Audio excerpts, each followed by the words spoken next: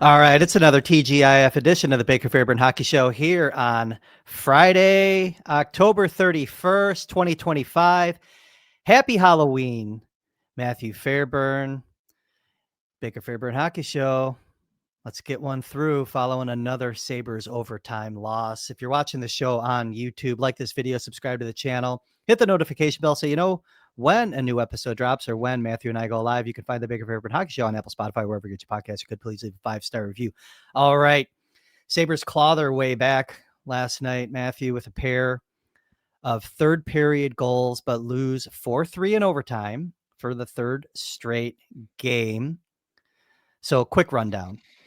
Rasmus Dahlin and Alex Tuch each bag a goal and an assist. Josh Doan continues his excellence with another goal going to the net. Love to see it. Alex Lyon was in net last night, and I have him down for 18 saves on 22 shots, and he takes another loss. So big picture in the game, Matthew. Sabres wildly outchance the Bruins, and they still fall short. Like, it's a game that, by and large, they should feel good about, but the end result just prevents that from happening.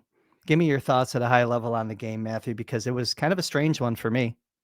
It's like we said last show about overtime losses, that they're just these weird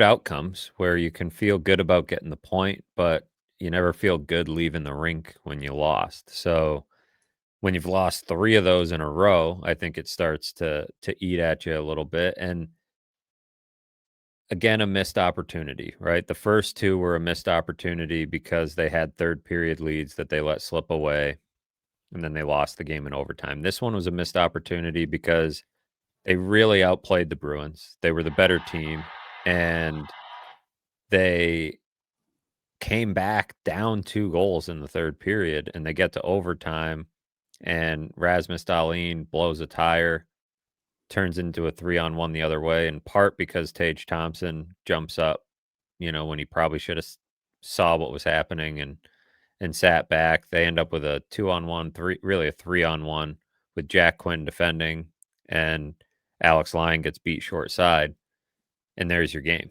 So then it's another day of overanalyzing an overtime goal, which again, I'm in the spot where I say you'd want Rasmus Dahlin to have the puck on his stick in overtime more often than not. And I know this hasn't been the best start to the year for him, but I actually thought he had a really good game last night up until overtime. I thought he was playing better. He's still probably, has a few more mistakes than you'd like him to have, a few more, turnovers and things like that.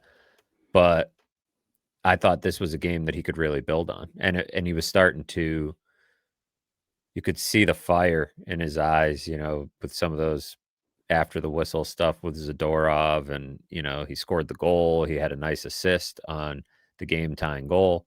Like, this was a nice night for Dahlin, and then it's kind of a microcosm of the Sabres game. It's like it was a nice night, but you end it with that taste in your mouth. So they're still getting points. They're 4-4-3, points in 7 of their last 8 after the 0-3 start. Like, that's nothing to sneeze at.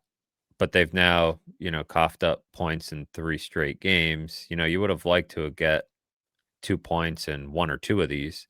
So to take the overtime loss in 3, not ideal, but also the teams that stack up overtime losses have a way of hanging around in the playoff picture. And this team didn't get enough games to overtime last year. So if you're going to say they need to do that, then, you got to be at least mildly pleased with the fact that they're getting some of these points. Yeah, I'm with you on getting the points. Playoffs will be within reach if the division stays the same and if the conference stays the same as the first 10 or 11 games of the season have gone for the entire Eastern Conference and the entire division. It's just, so getting a point in a game like that is fine. Disappointing for sure. They They didn't get goalied last night, even though they had No. 40 shots on goal, right? So they had 40. They outshot the Bruins 40-22.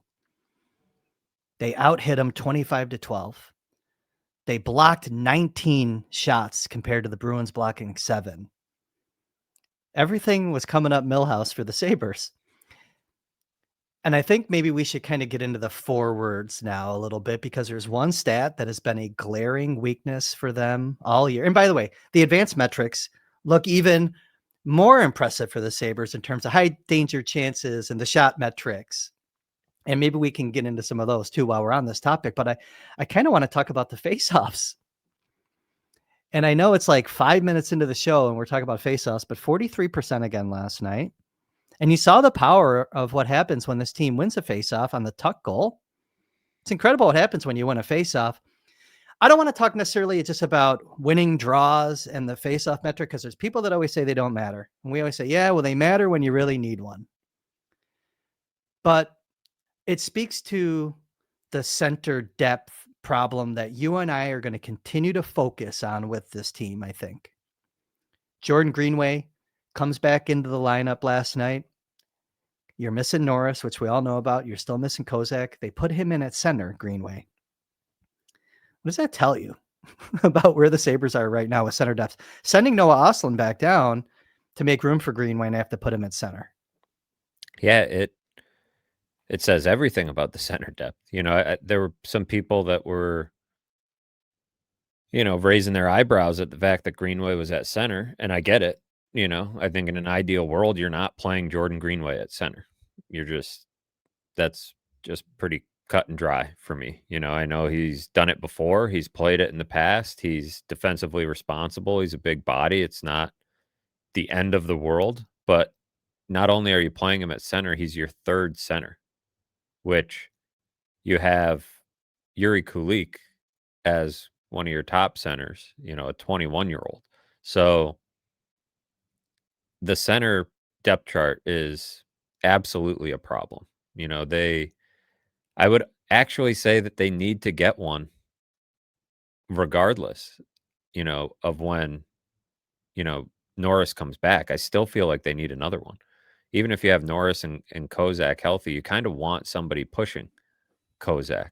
And I wouldn't mind Kozak, bumping Krebs out now and again, or having one of them play wing and just having a little bit more competition down in the bottom six. But Greenway playing center is exactly like you said. It is an indictment on the depth that they have right now at center. They have had injuries, some of which were maybe easier to foresee than others.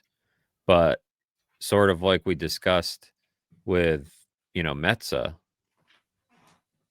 to be an injury away, and in this case, it's 2 injuries away because it's Norris and Kozak, from having to put Jordan Greenway at center in his first game back, mind you.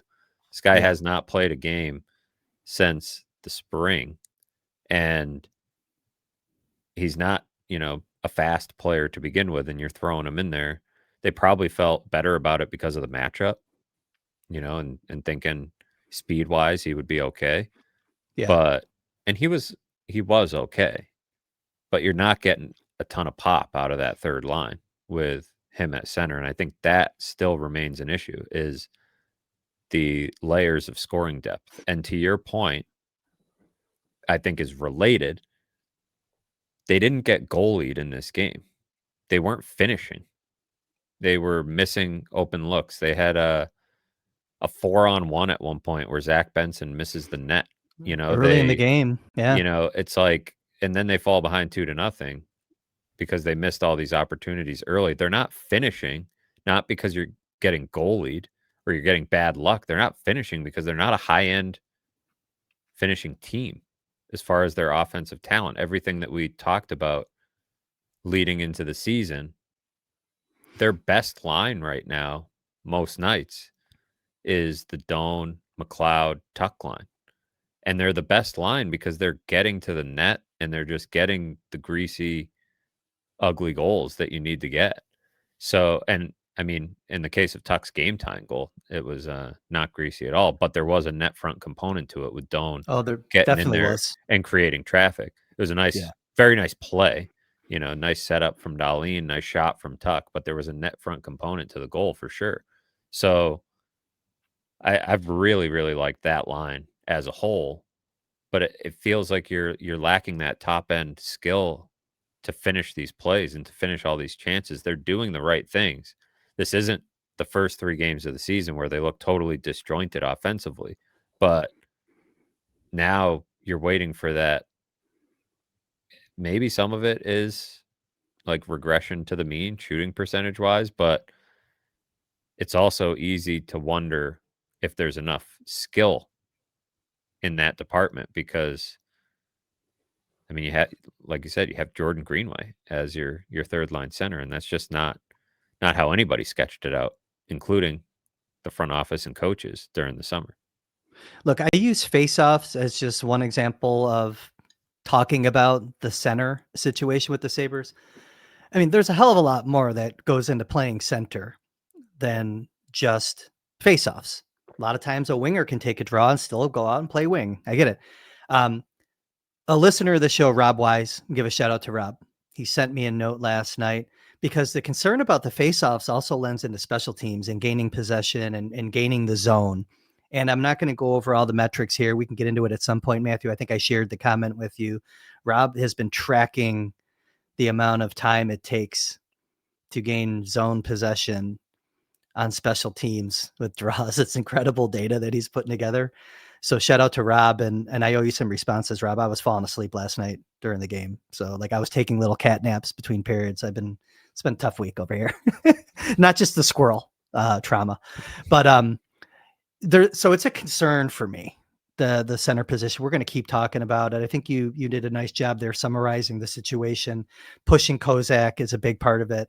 When that happens too, when you're short a man, you just got to create that competition. And I'm just really concerned about 42% year to date faceoff percentage for the Buffalo Sabres. You mentioned shooting percentage, by the way, real quick, while we were talking about Tuck and the goal. I had mentioned last week his shooting percentage. Do you recall that, Matthew? His past 3 years coming into this season were 18.4, 11.5, 16.5. And then at the point when we were talking about, I think it was last week or maybe late the week before that, he was at 5.9%. Tuck is now back up to 14.3%, right in his sweet spot where he should be.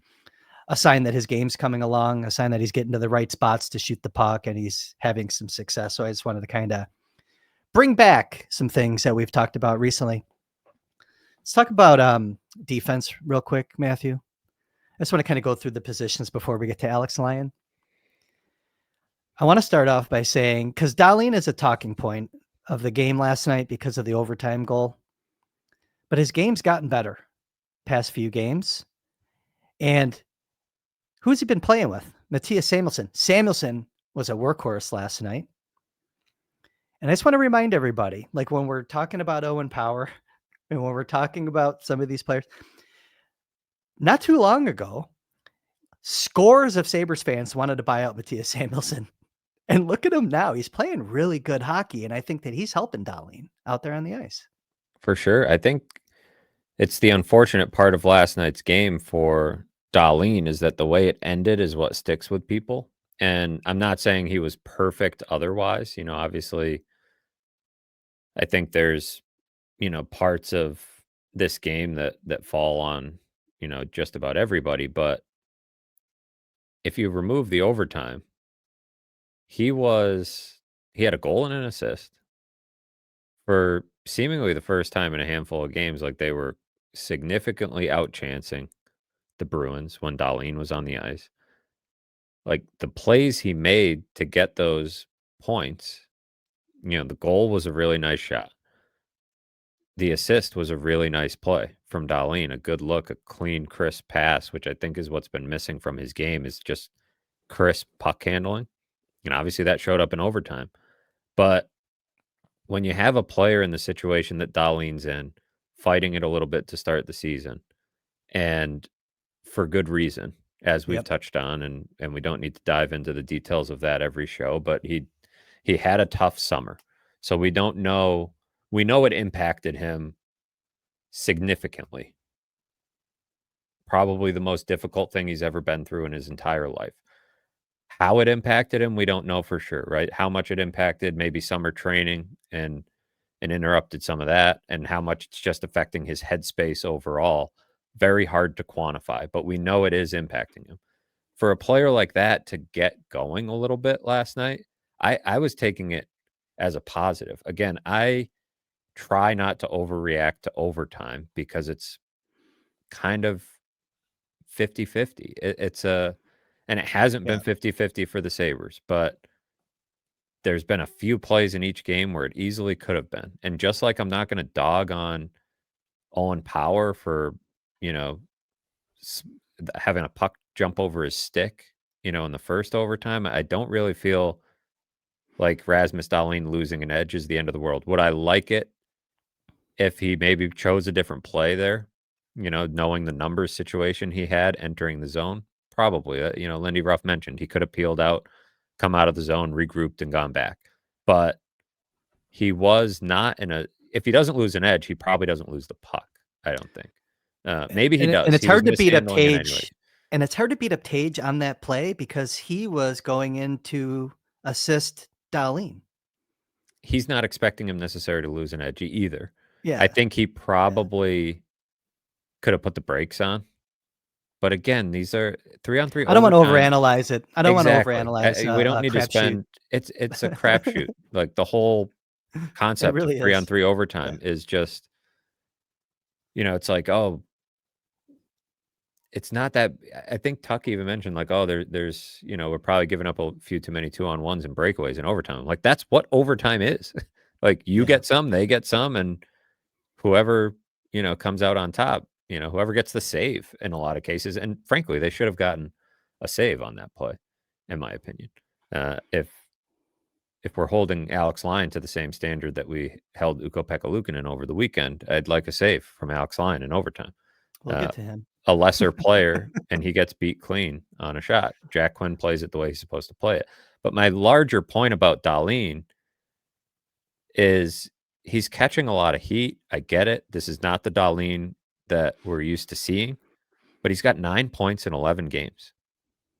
And so even at not his best, he's still close to a point per game. And in the game last night, he had a hand in 2 out of the 3 goals in regulation, and a significant hand too, not just like cheap secondary assists, like a goal and a primary assist.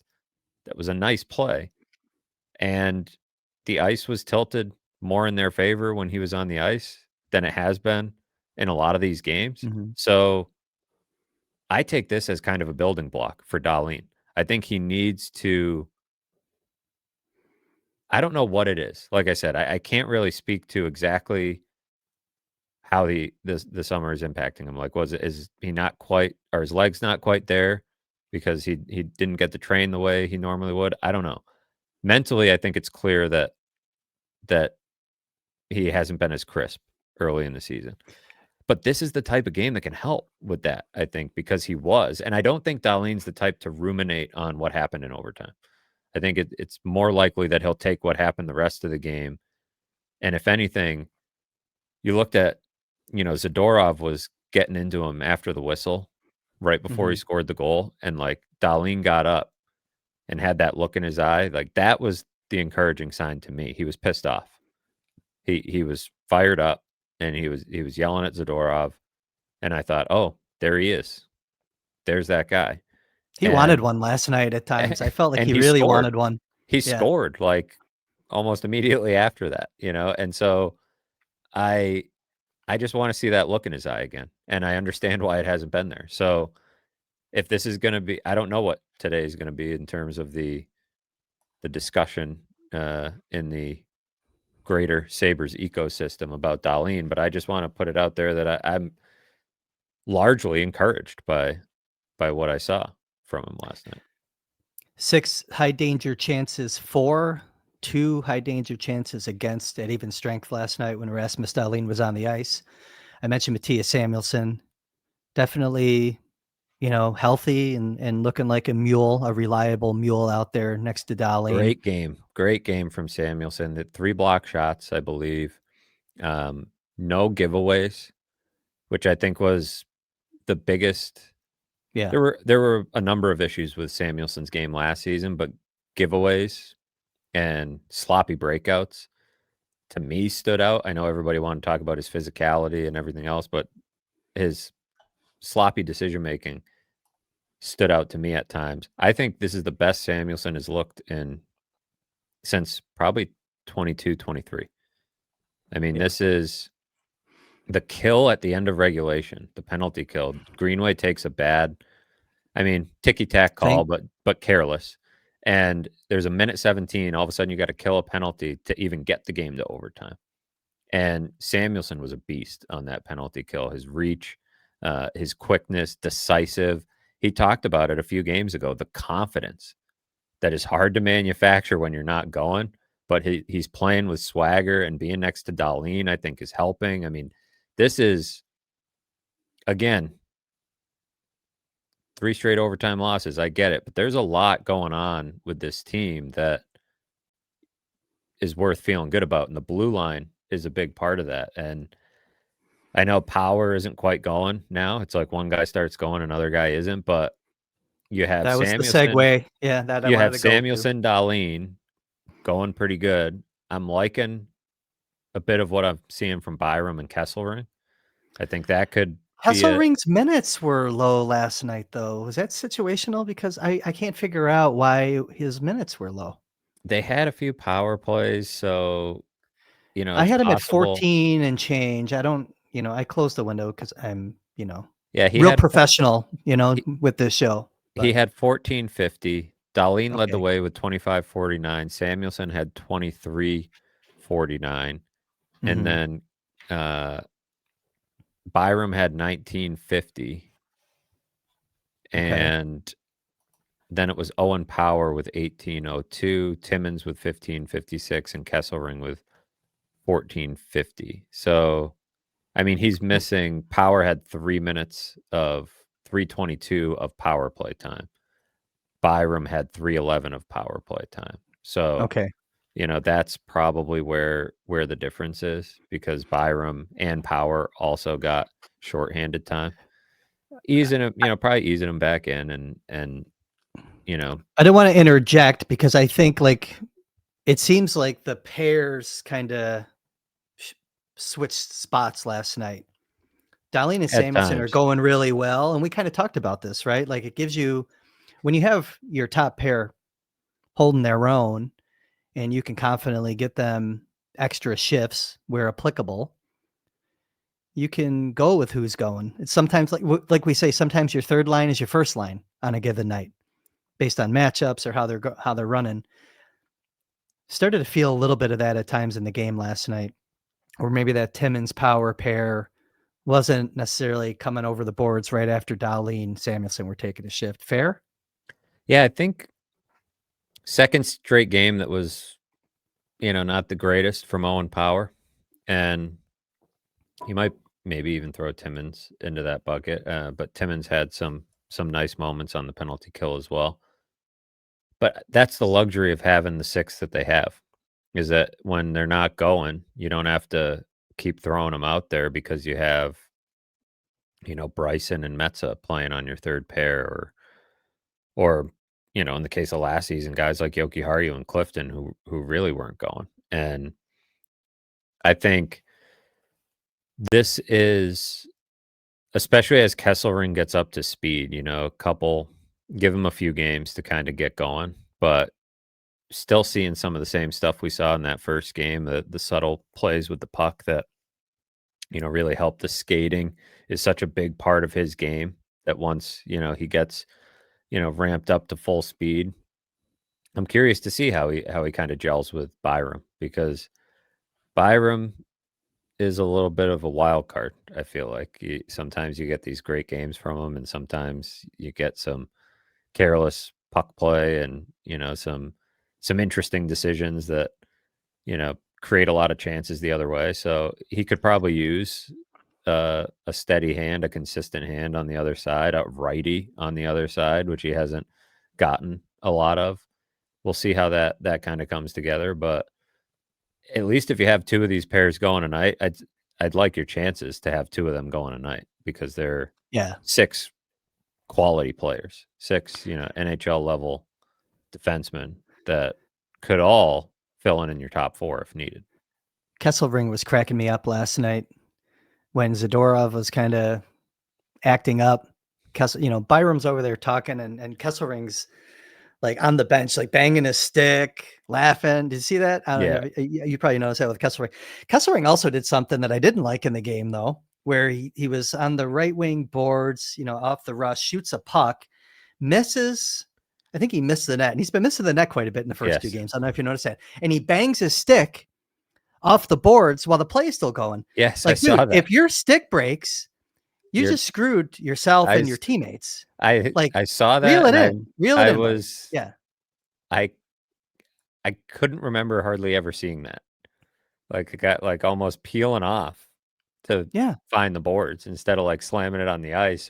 But yeah, to your point, if your stick breaks, you're in real trouble. And you miss the net. It happens. Like, I mean, so that to me tells me there's some frustration in his game a little bit. I mean, he's especially, I think, probably gripping the stick extra tight last night, being in Boston, probably had a lot of friends and family in the building, and he's trying to make a play. But yeah, rein it in a little bit. He's pressing. I think he needs to 2 games in. It's 2 games. He needs to take to heart what he said last week. He was joking about how well Josh Doan was playing, and he's like, man, like, I don't need to feel any pressure at all about this trade. Like, I can just come in and play. He needs to take that to heart because Josh Doan is making the trade look really good. I think there has been a component of Kesselring that is like feeling the weight of the trade, but it's really not that big of a deal. Like, people are happy to have Josh Doan, and I'm sure are going to be happy to have Kesselring once they see him at full go. Before we get to Alex Line, I just had a thought pop into my head, and I can't jot it down, and I'm like raising my finger because I don't want to lose the thought. You're like Brian Windhorsting it. He's like, well, here's the thing. So let me throw something at you real quick. We talked about center depth being a problem. In Kevin Adams' history as the general manager of the Buffalo Sabres, he's been slow to react, slow to make changes, slow to whatever, make a waiver claim, whatever. Does Doan start? It's primarily buoyed by Josh Doan's start this year. You know where I'm going with this. And Kesselring looking like a player 2 games in, even though he's not like lighting the world on fire, but certainly stabilizing your group. It's a hell of a lot better than Bryson, hell of a lot better than Metsä, right? Does it give Kevin Adams the confidence to get more aggressive in the trade market, especially with a Jarmo Kekalainen in his ear? And I was going to mention where I'm going Jarmo. with this. Does it give him okay? So let's talk about this before, because the market isn't exactly. He's got to be patient. You don't just want to chase down, every piece of shit that becomes available just because it's a body. I shouldn't say piece of shit. That's not fair to a professional athlete, but you know what I mean. Yeah, you don't want to take right the fit. first. The first thing that's offered. And I think that the presence of Jarmo is significant here because he has really the opposite track record of Kevin Adams in the sense that he is quick to act and aggressive. And there's been a few practices or a few games lately, at least a couple practices where I feel like I didn't see Jarmo, but I've seen Jarmo almost every day that I've been at the rink. And he has been around a lot, usually sitting right next to Kevin at practice, sitting with him in the box. He was up in Toronto at that game. He's been on the road. I think he's starting maybe to make his way out on the road to look at players and stuff like that. But he's been around a lot, so he's right there. And this is a guy known for aggressive trades. He's also got relationships throughout the league and can probably help get some of these deals, on the tracks and over the finish line. I think Columbus is an easy team to look at too because of his history there. There's probably some players there that he likes that he would like to get a hold of. But he's got other relationships around the league. I think it's really it's easy to say because it's the knee-jerk reaction is like, make a move, make a trade, do something. But this is a chance for Kevin Adams to show the locker room, like, we're going for it. And look what he did at goalie. Look what they did in net with Luukkonen gets hurt, and it's like they're going to get 2 guys in the span of a month to make sure that that's not going to cost them, or make sure that they're doing something to try to make sure it doesn't cost them. And I think to your point about the additions that they made and the impact that they're having on the ice, but not just on the ice, like in the room as well. And you could go to Alex Lyon too. You could throw him into that bucket, even though he didn't have a great game last night. It's like these guys that you added are helping. Have some confidence to go add another one. And the trade market is definitely, you know, it's not great right now, but Things will break loose. things will break loose. I mean, the Canucks made a deal. They got things going. They're a team that's always trading, it seems like, Mhm. and trying to shake things loose. And you talk about in the past, like, oh, we don't want to block this guy or we don't want to disrupt whatever in the room. Like that feels like it's going out the window. Any sort of kid gloves that they were handling this roster with should be off. I mean, look at how I bring up goalie because in the past it would have been like, well, we gave Lukin in this contract, like we don't want to step on his toes, or we got Levi in Rochester and we don't want to hurt his feelings. But it's like, no, they're adding to that position to make sure it doesn't cost them because they need to make the playoffs. They should do the same thing at center, even if it means that Peyton Krebs is up in the press box once in a while when everybody's healthy. Yeah. Or, somebody's not getting as much minutes, or add another winger so Jack Quinn isn't playing on your power play. Something like that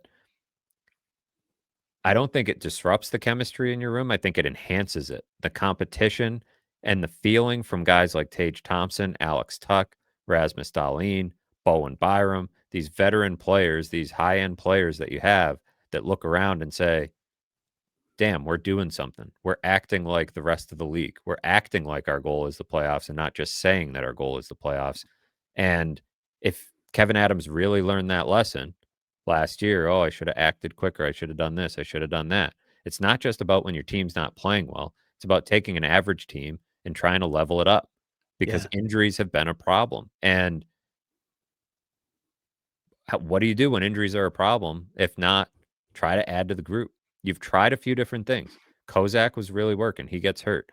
You tried Osland. In an ideal world, what you're developing internally, a 21-year-old, he jumps in and grabs hold of it. He didn't. He wasn't bad, but he didn't grab hold of it. He didn't grab it by the lapels and say, "I'm Yeah. here." So go look for some. I mean, so a great example. I was thinking about this last night. Is Morgan Geeky. That guy was essentially free. Yeah. The Kraken didn't extend him a qualifying offer.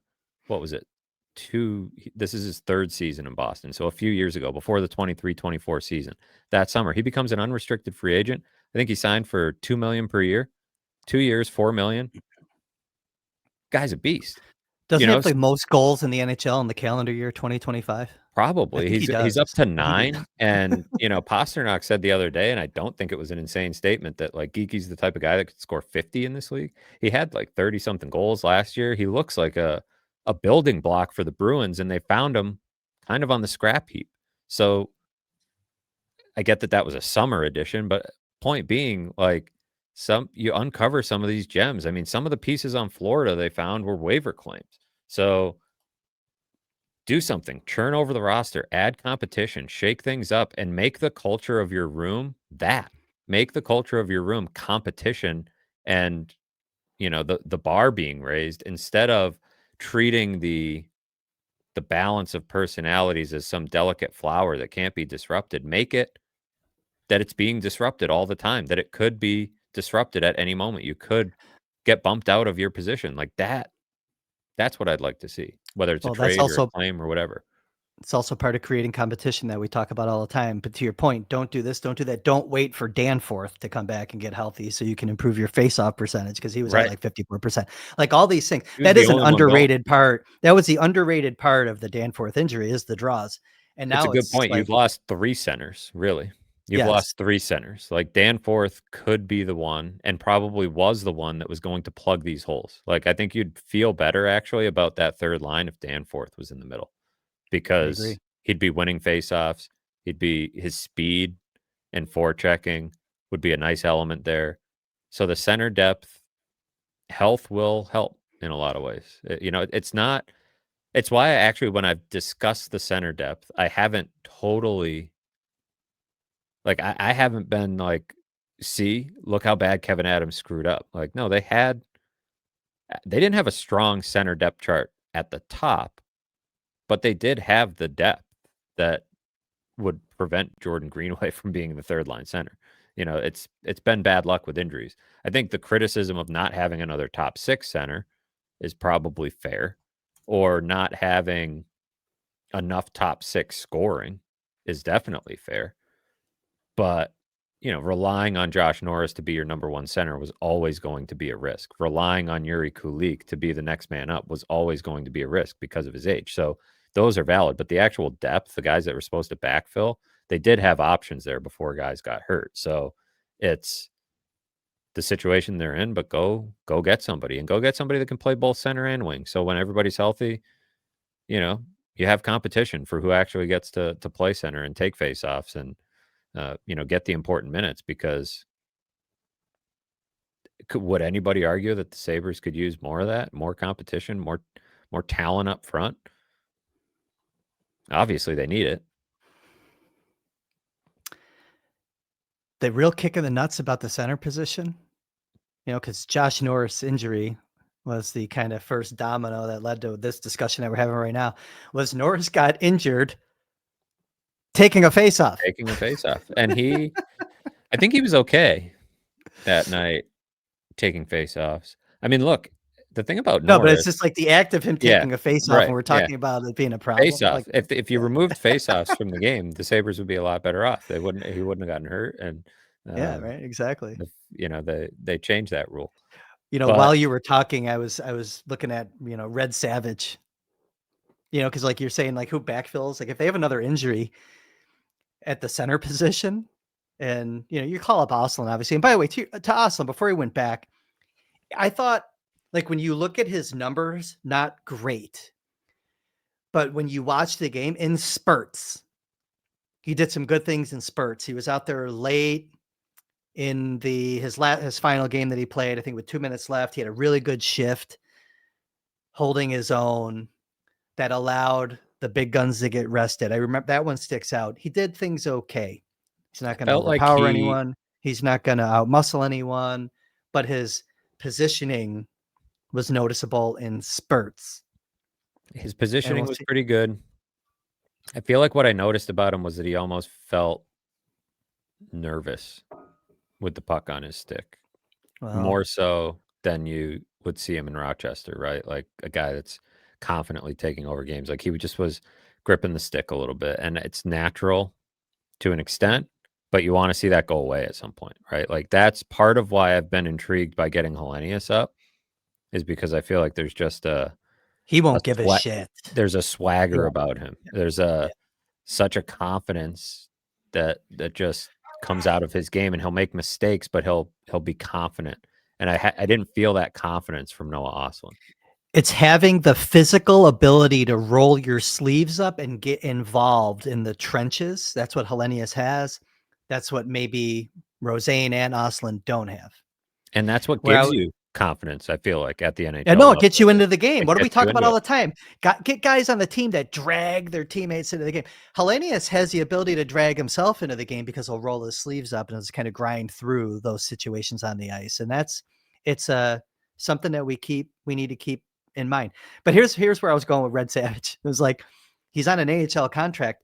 If you have another injury at the NHL level at center, and say Oslin gets hurt, or say Hellenius gets hurt, you might want to throw a contract at Red Savage and Yeah. maybe like seriously. He had a goal the other night, I think, right? His first goal. He's got a goal and an assist in 2 games. Like he's got some Coast League games on his resume this year. You know, I know, in yeah, he Jacksonville. started in It's crazy. Jacksonville, so he's So it's just again, that's how like desperate I'm feeling the situation's going to get if they keep having injuries. Because like the way the season's gone, you know, you never know. You never well, know. and part of the problem for them, I think, is you know, oh, you need a center? Well, get in line. You know, the whole league, I think, Yeah. would like to add a center. So that's part of the problem when we talk about, you know, oh, do something, Kevin. Like go out and get something. Like I understand that the situation is not going to be, especially this early in the season with the trade market not really shaking out quite yet.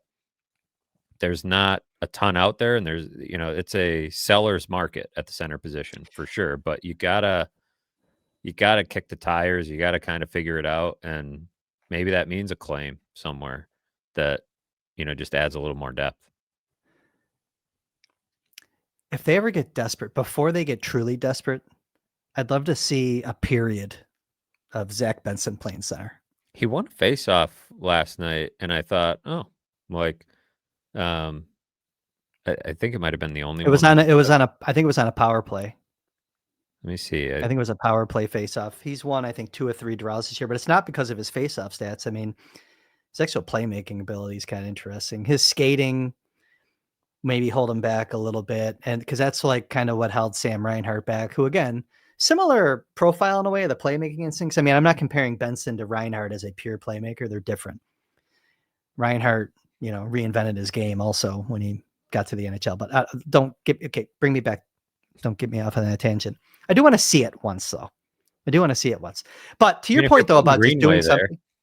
if you're Well, putting yeah, Greenway there, then I mean, yeah. what's the major difference other than size? I mean, the difference is that Benson's a better playmaker for sure. So you give up a little bit of size, but the skating, you know, is he that much?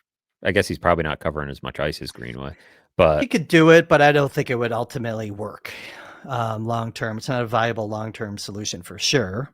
But I don't know. I'm just. Can you tell I don't want to talk about goaltending because we've talked about it so much on the show in the past week and a half? But we will get there. But hey, to your point though about like you know, doing something.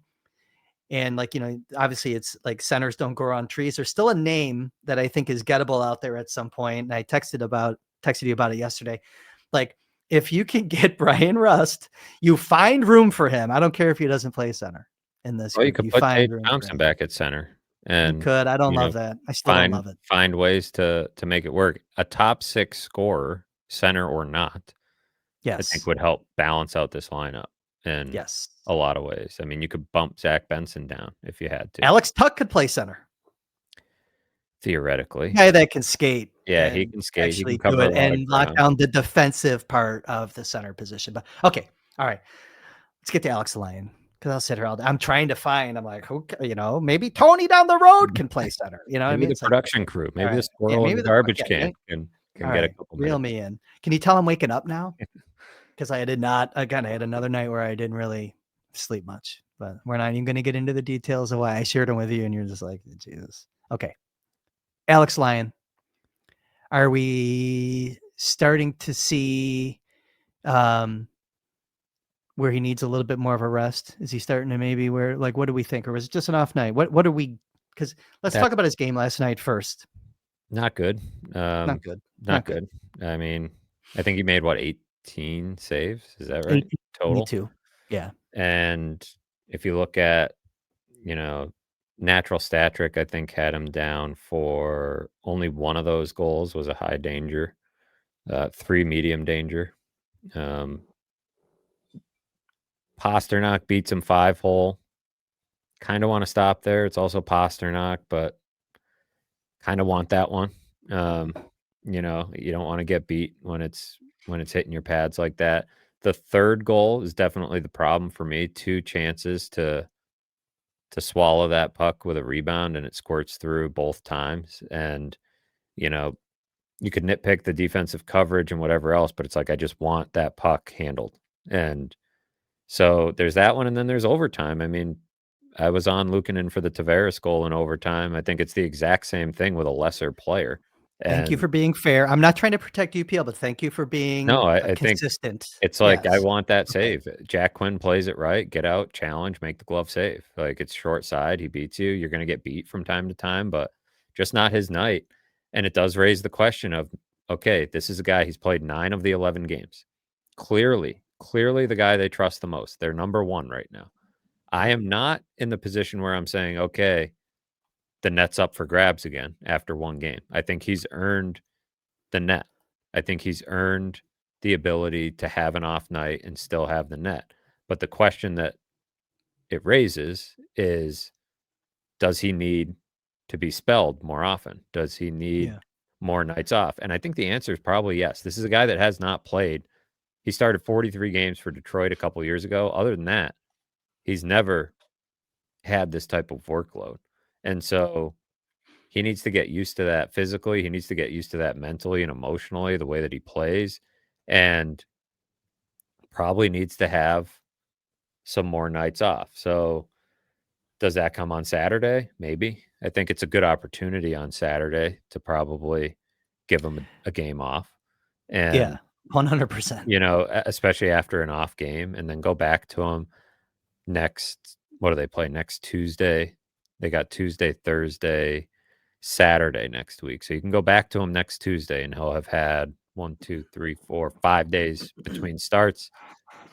Pretty good reset for him. One of those days is an off day for the team. They're supposed to practice today. I don't know if they'll change those plans, but that gives him a couple practice days, an off day, and maybe he doesn't even have to back up on Saturday, and you can give him a true night off to really reset and recharge. That to me is the bigger question than, but then there becomes a legitimate question of, what's going to be real? Was the first 7 or 8 starts real, or is there going to be a level below that he finds as his equilibrium? I think No, I'm such not going lies there. the question. Yeah, we're not going there yet because I'm with you. And the way that I wanted to pose the question is, does he need a rest? Do they need to kind of give him a break? I still think that he has the juice in his game and he's seen enough situations in the NHL, even in the role that he was always been in as a 2 or a guy that can come in and stop, plug the hole for periods of, of play that I think he's the guy here that can be at a minimum 50-50, and even with the number of starts, why the hell am I having such a hard time talking right now? The number of starts that he's pulled at the beginning of the season, I think he's going to have that effect on the team, and the team plays good in front of him. He just needs to be rested when that team is playing in front of him. Tomorrow against Washington, Ellis. I think so. If he's healthy, I think I'm going to Ellis. Ellis because Okay. he's the most recent. I mean, between him and Luukkonen, he's the one who's had a good game more recently. And, Yeah. you know, I want to get him back in the net as long as he's healthy and feeling good before too long. It's been over a week now since he had that good game to start his career. They wanted to go back to him in Toronto, like, good chance to get him back in there at home. Tough opponent, but I think it's a good spot probably to turn to him. Just recognize the fatigue that was in Lions game. I think fatigue shows up when the puck's squirting through. I mean, he even had one towards the end of regulation, I believe it was, that squirted through him. Samuelson had to sweep it away. Yep. I think that was the end of regulation, maybe in overtime. Samuelson, it might have, was it overtime? I don't know. Whatever it was, could have been overtime. But puck's just kind of squirting through him. The Pasternak goal, the third goal, that one in overtime, a few others that's where the fatigue, just being not quite locked in. Get him a rest, see how he looks next week. I think there is a baseline with Alex Lyon that you're going to be comfortable with, that he's going to return to.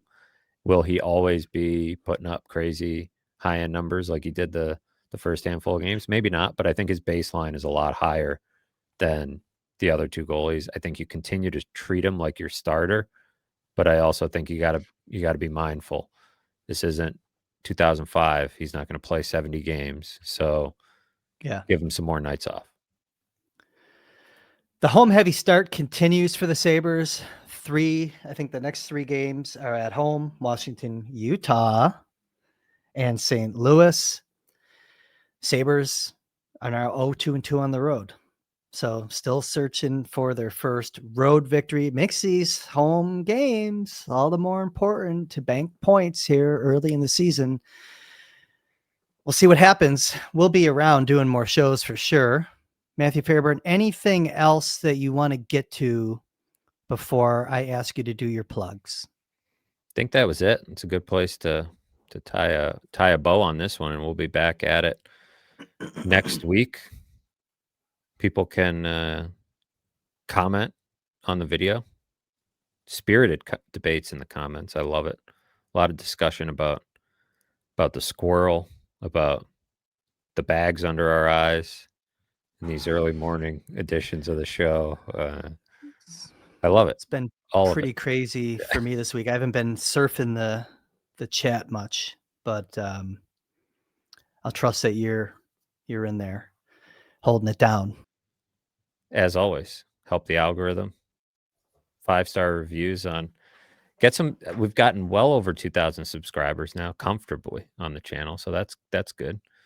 And yeah, we'll talk to everyone early next week. You can find my work at theathletic.com/sabres. As always, I've got a story on Alex Lyon coming, of course, because he has to have a bad game while I'm working on a story on him.